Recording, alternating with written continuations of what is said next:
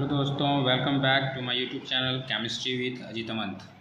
दोस्तों, मैं लेकर आया हूँ कुछ क्वेश्चंस जो इम्पोर्टेंट हैं एग्ज़ाम में और प्रीवियस ईयर में भी पूछे गए हैं, और उसके मैं आपको बताऊँगा मैकेनिज़्म।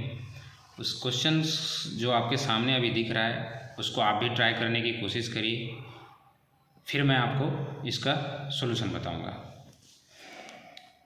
जैसा कि पहला क्वेश्चन देख रहे हैं, ये जो है आपका क्लोरोसाइक्लोहेक्सिन, और यहाँ पे मेरे पास क्या है देखिए, डाइप्रोपाइल कॉपर लिथियम। क्या आप इसका नाम जानते हैं? डाइप्रोपाइल कॉपर लिथियम ये जो हमारा है वो याद रखिएगा, ये जो होता है ये होता है गिलमेंस रिएजेंट, ठीक है। और स्पेशली गिलमेंस रिएजेंट का काम होता है कपलिंग करवाना, ठीक है, याद रखिएगा। ये R2 का मतलब हो गया डाई अल्काइल, कोई भी हो सकता है, ठीक है। तो जब भी डाई अल्काइल कोई भी हलाइड से जब रिएक्ट ये करता है तो उसका एक ग्रुप हलाइड हाइड्रोजन को हटा के वहाँ जुड़ जाता है। तो इसका एक छोटा सिंपल सा इसका आंसर हो जाएगा कि जब आप साइक्लोहेक्सिन जो यहाँ पे हमारा है क्लोरोसाइक्लोहेक्सिन, जब रिएक्ट यहाँ पे मेरा करेगा CH3 CH2 यहाँ पे एक और है, फिर कॉपर, फिर लिथियम, तो ये जब रिएक्ट करेगा तो ये सिंपल सा आपको करना क्या है, क्लोरीन को यहाँ से निकाल देना है और यहाँ पर CH2 और CH3। मेरा देखिए क्या प्रोडक्ट बन गया, अब हमारा ये बन गया प्रोपाइल साइक्लोहेक्सिन, ठीक है। तो ये मेरा सिंपल सा छोटा सा एग्जाम्पल है जो आपके एग्ज़ाम में पहले आ चुका है। ये रहा उसका सॉल्यूशन।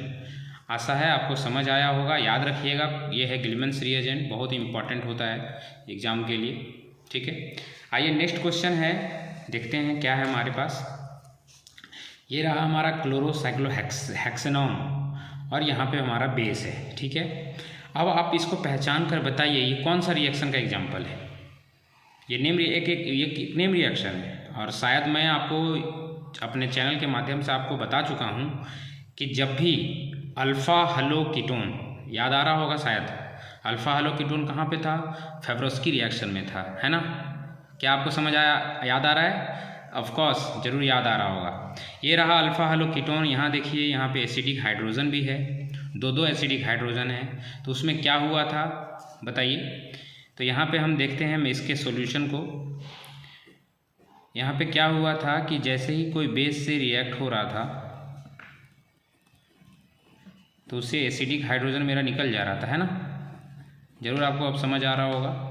तो जैसे ही माइनस साइन आया, फिर क्या हो रहा था, ये अटैक कर रहा था अल्फ़ा पोजीशन ऑफ हलोजन जहाँ पे अटका हुआ है, फिर वहाँ से लिविंग ग्रुप निकल जा रहा था, है ना। फिर जैसे ये रिएक्शन आगे प्रोसीड हो रहा था,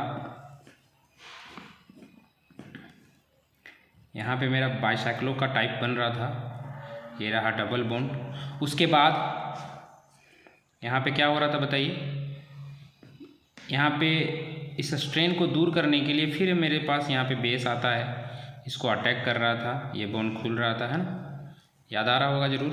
फिर ये क्या हो रहा था,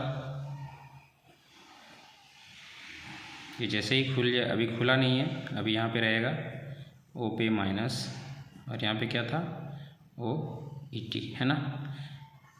अभी भी स्ट्रेन पूरी दूर नहीं हुई है, तो इस स्ट्रेन को दूर करने के लिए हमने बताया था आपको कि बॉन्ड का ब्रेकिंग होगा, या तो इधर से होगा या तो इधर से होगा, ठीक है। तो कोई भी आप पाथ इसमें अपनाना है, क्योंकि यहाँ पे कोई झंझट नहीं है कि कौन से पाथ को फॉलो करें, बस आपको ब्रेक करना है। जैसे कोई भी एक पाथ को बॉन्ड ब्रेक करेंगे तो ये बॉन्ड यहाँ आएगा और ये बॉन्ड टूट जाएगा। तो देखिए क्या हो रहा है, यहाँ पे सिंपल सा चीज़, चेन आपका छोटा हो जा रहा है, 5 का चेन बन जा रहा है, ठीक है।